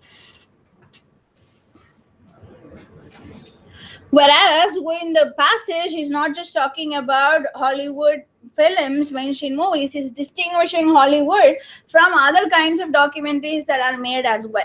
Right? Sure, B uses the word documentaries, but the documentaries discussed in the passage have nothing to do with Hollywood. But we have a more pertinent criticism is that Hollywood's approach towards finance. Second paragraph. Yes. A more pertinent criticism is that Hollywood's approach is almost relentlessly negative, but we finished talking about Hollywood in the second and the third paragraphs. Then we're moving on to documentaries in the fourth para. We're saying documentaries treat a subject with greater depth, but even in a documentary, you are portraying them in a negative fashion, right? So all of these points in the 2, 3, and 4th paragraphs are summarized in the 4th paragraph, in the last paragraph, when the author says negative portrayals of finance and of capitalism in general are here to stay. And also, it's like given that it's a criticism on Hollywood rather than Hollywood being critical of movies. Well, it's given that the more pertinent criticism is like it's other people criticizing Hollywood for what it's not doing. Hollywood And criticizing. yes, Hollywood is also being critical of finance, they by portraying them in a negative way, but that's not the author's opinion in the passage. The author's opinion in the passage is that in Hollywood movies and in documentaries and in all kinds of portrayals, we are portraying them in a negative fashion, not just in Hollywood movies, right? That is why your better answer option would be C. Yes. Okay, so two things. One, it says Hollywood's prejudice is evident. Understand the tone in B. Let's go from there. Okay. Hollywood is generally critical of finance and capitalism in general, and their prejudice is evident from these sources. Right? Is that an opinionated statement? Is that an opinionated statement? No. Hollywood has its prejudice in. I can know that Hollywood has its prejudice by looking at its movies and documentaries. That's just a fact, and I'm quoting movies and documentaries as examples. What's that? That's not the author's opinion, is it? Hollywood is prejudice. How do I know Hollywood is prejudice? Because I'm giving this as proof. Example: you think B is the right answer. Is that my opinion? If I say you think B is the right answer, is that my opinion? No, it's my observation. I'm repeating another person's opinion. It's not my opinion, right? You think B is the answer because these are the reasons that you're giving for it. Is that my opinion? No, I'm just repeating what you are saying. Right? Hollywood is critical, and you can know that Hollywood is critical by looking at this. Is that an opinionated or a factual statement? Factual statement. It's repeating Hollywood's opinion. What's the author's opinion? Is Hollywood right in being critical? Is Hollywood wrong in being critical? So it means when they ask for central theme, you go for opinionated or If it's an argumentative passage. That's why we discussed identifying the type of passage at the beginning, right?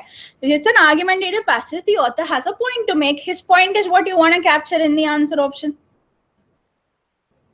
Are you with me? Yeah. Right? So you just put one, you're only talking about Hollywood's opinion. You're not talking about the author's opinion. Two, you're only talking Hollywood. The documentaries that we are discussing in the passage have nothing to do with Hollywood. We are distinguishing Hollywood films versus documentaries. Right? And in every source, the opinion presented, the author's opinion is on all of these sources, be it Hollywood mainstream movies, be it documentaries, where unfortunately presenting these people in a negative fashion is the author's opinion. And that is not getting captured. Unavoidable. Unavoidable. So, but that passage doesn't say anything about the caricatures are unavoidable. That's what he's saying in the first paragraph. Why? Because I cannot present reality. But it's not unavoidable. It is in a movie, in the sense of in a movie, guys. Like within the context of the passage, right? In real life, are caricatures unavoidable? No. But portrayal of pursuit of money, portrayal of anything in a movie, that's not mentioned in the sentence. are you doing the question like independently, out of the blue, or in relation to the passage? No, I think what you're trying to say is it says most are no caricature is intended for most, but not all of them. So Why? Because I can't present anything realistically. Also, what you need to understand is the caricature part of it is not the main point of that sentence. Right? Also, understand the flow of the passage. Okay? Understand the flow of the passage, understand what's happened. We've started off by saying that Hollywood has always portrayed finance in with a sense of caricature, with a sense of drama to it, right? But that's not the primary criticism, is what he's saying. A more pertinent criticism is this. So his focus of the passage is on whether your portrayals are always negative or do you also tend to portray it in the positive. That's the primary focus of the passage. As long as that is being captured in your answer option, whether the secondary issue is mentioned or not mentioned, how does it matter? He's made it clear that that part is just a secondary issue in this discussion. Are we okay? Right? And he's kind of implying that even in the documentary part, when he's talking about what's happening in Jamaica, he's talking about how they want you to be emotionally involved. You want to feel angry about the way Jamaica is treated. It's a documentary. They are supposed to be presenting the facts, but they're not able to stay away from adding drama elements to it. Right? So he is saying that throughout. Right? That's how you get people to watch it. Audiences are drawn in by ensuring that there is a drama element involved, whether it's fiction or whether it's a real life documentary. Ultimately, unfortunately, what you end up doing in both, you end up portraying them in a negative fashion. Are you guys with me? Yeah? All right. Think about this question. I can revisit this later if you want. We'll quickly look at the next question as well. Right? Why are we talking about the examples of Jobs and Zuckerberg?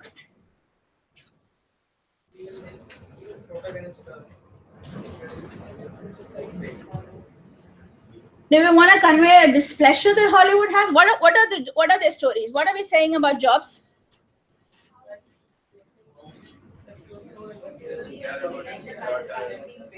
So yeah, he might have been a tech guru, but ultimately he is redeemed in the movie only when he realizes that his most important job is to be a dad. Right? What are we saying about Zuckerberg?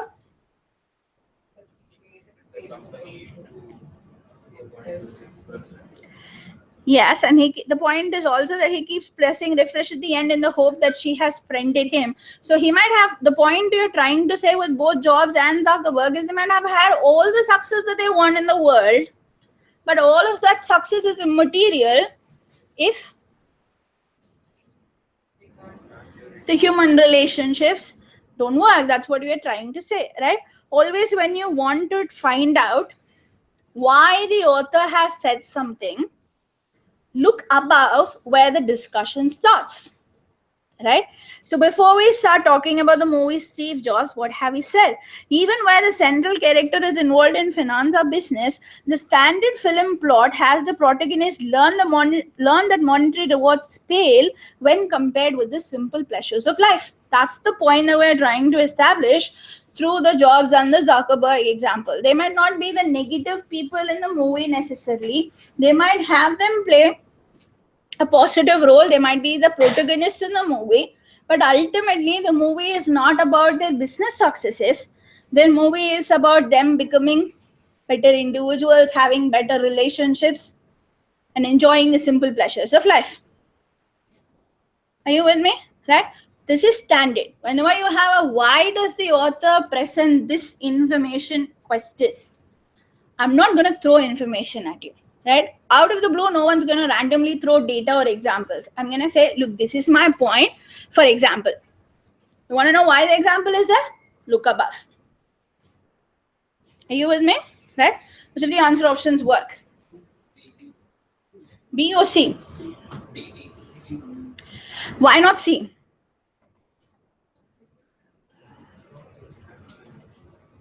We're not talking about villainous being overcome by the protagonist, right? Does Hollywood have any displeasure in making a businessman or entrepreneur as a protagonist? They don't want to have them as an. Well, are we saying that? No. So A is out. Are we criticizing Hollywood? No. So basically, what are we saying? We are downplaying the business element. It's not the business successes that mattered. What mattered is whether they finally got the girl or whether they became a good dad, right? So you're downplaying the business element, right? B would be the answer. Are we okay? Yeah. All right. So we'll look at the next set of questions there. You have a few critical reasoning questions. Do a few of them, as many of them as we can. Now, when you look for theory on critical reasoning, you will find that CR is there are different types of questions. What is the author's assumptions? How would you weaken? How would you strengthen? And so on and so forth. But in general, the CAT tends to stay away from those kind of questions. A lot of critical reasoning questions, they are concise. They have a paragraph, They always are argumentative. There is some kind of an opinion that the author is trying to present.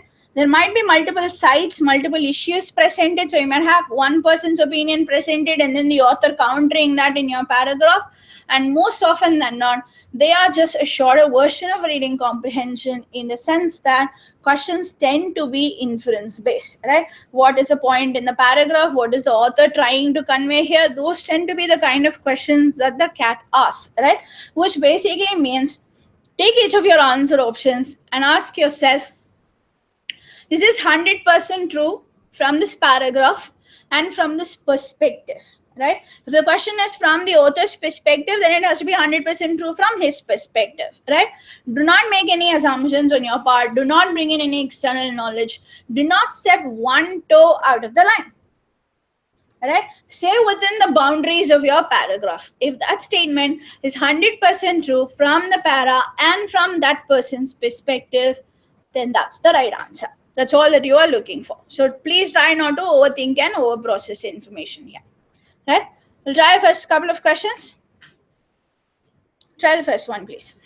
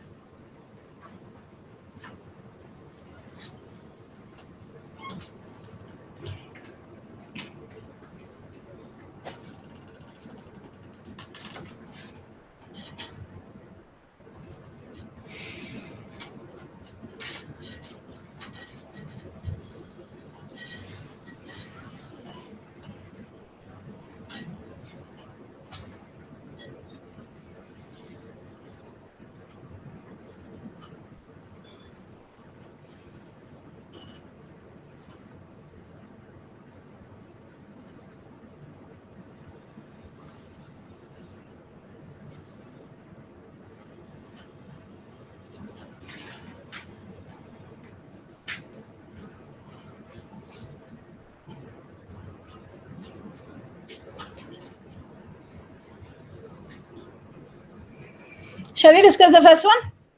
Okay. What's the first paragraph about? What's the passage about? Something called the TTIP. Okay. What are we discussing about it? Are we looking at? Sorry? If I get the answer options, come from the paragraph. Then we'll go to get the answer options.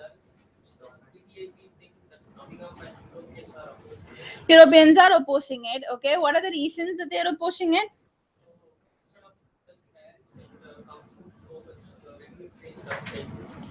Okay. So this may give them a chance to sue the government in case if necessary. Okay, because of the rules, they may end up destroying jobs and welfare rights, right? And the opposition has come from Germany and Austria, where the unemployment rates are low.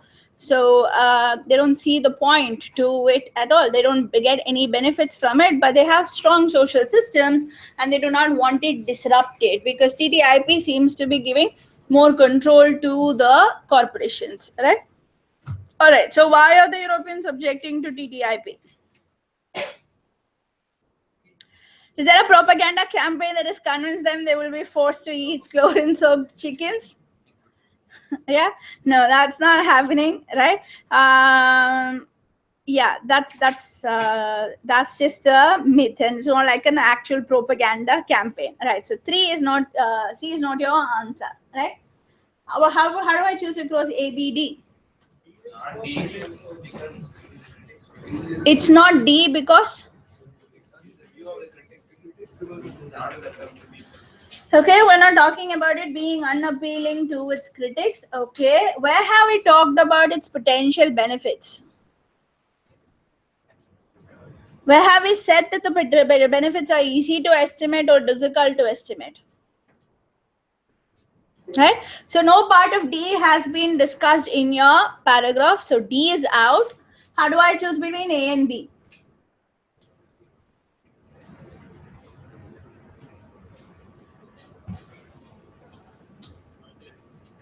So It is hurting their interest. government is more likely to protect their interest. That is what I think. Okay. Okay. Second might be a problem for the government more rather than the normal people. Okay. Normal people are more affected. Their interests are hurt. Their interests are hurt. Yes, and that's not conveyed in Second. into, that's not getting conveyed, right? And it's also like which are more likely to protect their interests. I would think that B is a little vague in what's trying to say. Are we saying there's more power in the hands of the corporations and the corporations are going to protect their own interests, or that the governments are going to protect the interests of the Europeans? That's a little unclear. We're not saying that the government actually is very actively protecting European interests, right? Which is saying that there is a fear that when a change happens, then their interests might not get protected, right? So yes, your best answer option would be A. All right, let's try 2 and 3, please.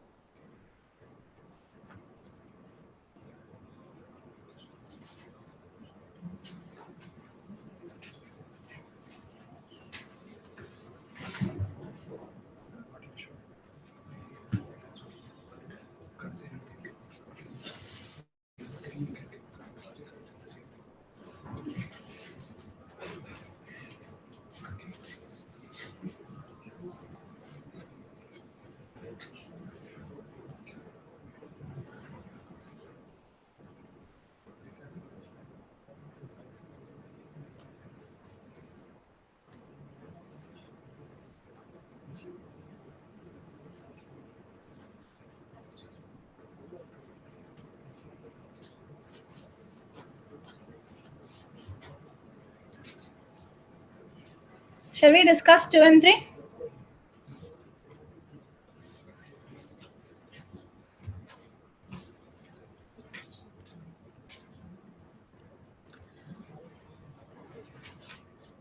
Another 10-15 minutes. Stay with me. Okay? Let's start with the 5th question. I need you guys to focus on the 4th that we are doing.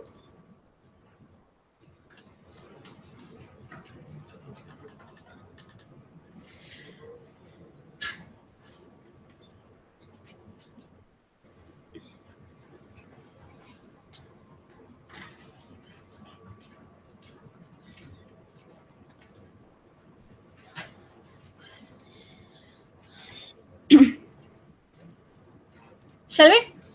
Hi. What's the author saying in the 2nd paragraph? What's it about?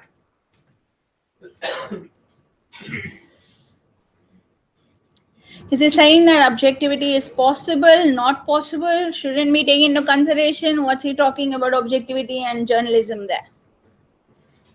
Writing what he says with respect to evidence it can be objective, but the journalist has said Journalist should be subjective. Is he saying that? not stating it, but he's saying only the writing part and the evidence is concerned. Okay. Okay. All right. He's essentially saying that, see, he's saying that journalism has strict standards of objectivity, but he's saying that it's not like you can't completely avoid subjectivity. It is just about what kind of unwanted subjectivity you are able to avoid. It is simply not possible to avoid all subjectivity, is what he's trying to say.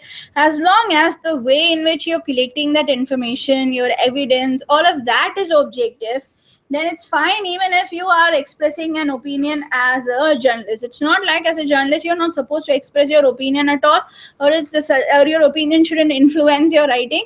But because you have a certain opinion, you should not be blinded by it and try to justify it when the facts are otherwise, right? That's what he's trying to say. But as long as the method in which you collected the information, as long as the evidence itself is objective, then it's okay to bring in even if there is a little bit of subjectivity involved, that's still perfectly fine, is what he is trying to say here, right? He's saying that the information is supposed to be objective, not necessarily the journalist. So as long as you have a certain discipline in the craft, that's perfectly fine, right? So which of these statements would the author least likely to agree with? I hope you notice the least there, because you want a statement that the author doesn't necessarily agree with, which means 3 of the statements the author will agree with. And I would suggest that you find those 3 and eliminate it. When you're doing least accept questions, a lot of times this is how we think of it, right? I want a statement that the author doesn't necessarily agree with, least agrees with, is what the question says. So immediately in our heads, we process it as, I want something that the author disagrees with. I want something that is directly contradictory to the author's opinion. You may not find such an answer option at all. The answer option, the right one, the one that the author least agrees with, might be something that is kind of outside the scope of the paragraph, not really touched on in the paragraph, so you don't know whether he's agreeing with it or disagreeing with it, right? It could be irrelevant to our discussion and therefore the right answer, right? You don't know why the right answer is not there in the paragraph. So find 3 statements that you know for sure are true, that the author would definitely agree with, and eliminate those. Whatever you're left with, however it might be related to the author's opinion, completely unrelated, directly contrary, whatever, that would be the right answer. Okay, so least accept questions, don't go looking for the one right answer. Find the wrong answers and eliminate them. That would be a better strategy. Then you won't read your answer option multiple times, right? All right, statements that you know for sure that the author would agree with. 2, right? B, he will definitely agree with objective journalism is not one that is without bias, but one in which your bias stands up to the evidence and your results. As long as it's backed by evidence, a little bit of subjectivity is okay, is what he is trying to say. So B is the point in the paragraph. So that you can eliminate, right? It's not the right answer. Also, C, A, is he saying it's a worthwhile aspiration for you to achieve, for you to have?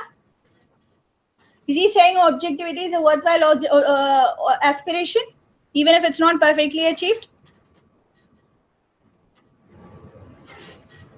Nasha, is he saying that all journalism has a point of view? Are you saying you didn't answer the question? Nasha? Right. You want to stop with the third question, don't you? You wanted to stop with the first question, but is he saying all journalism has a point of view?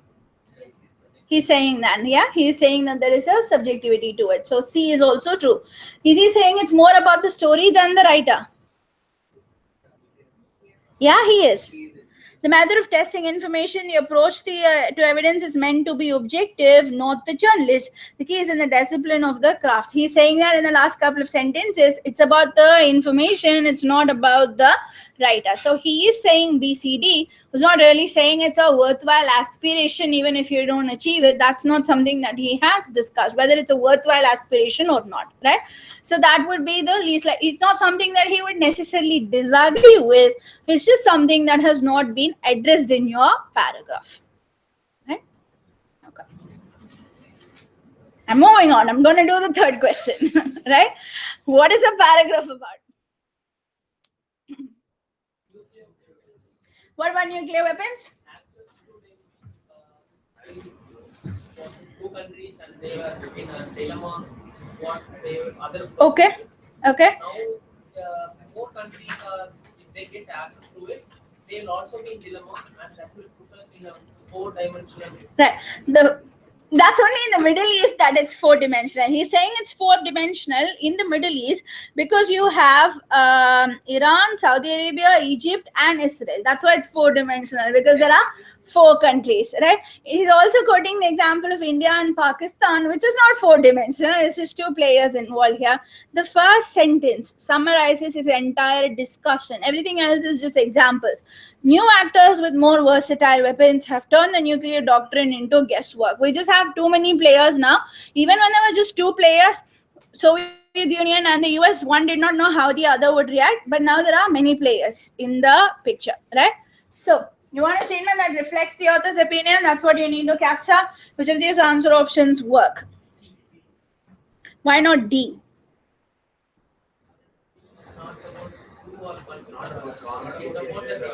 Yeah, it's about the dilemma. It's not necessary. You're not going to necessarily have multiple parties in every single future nuclear standoff.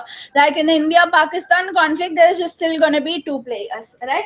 So it's not two versus many. It is just minimal players versus more countries having the arsenal, right? So there is an increasing uncertainty about nuclear face-offs. C would be the answer. Are you okay? One more question? No, I can hear that no loud and clear, even though you guys don't say anything. Okay? Okay? I will stop here. You guys can check out the other four questions, right? And check out the answers, right? If you have any doubts, then let us know. Okay? Thank you, guys. But yeah, the principle is the same. It doesn't matter how many questions you're doing, or how many questions you're doing matters from the practice perspective. But it's not like you do different questions from different topics and you keep changing your strategies. It doesn't work that way. Don't answer in a very subjective fashion. Have a certain methodology, have a certain approach. You know, if it's critical reasoning questions, it's going to be just based on what the author is trying to say and what you can infer from the paragraph. Don't extrapolate your answers. For example, a lot of people tend to pick A in this question. As more countries acquire nuclear weapons, there's an increasing possibility of nuclear war. He's not actually talking about nuclear war. He's just said that there are many parties involved. So you're extending his logic into the answer option. Don't do that. Stay within the boundaries when you're working on critical reasoning questions. When you're working on RC, see if you can identify what type of reasoning and what tone is happening in the passage when you begin with.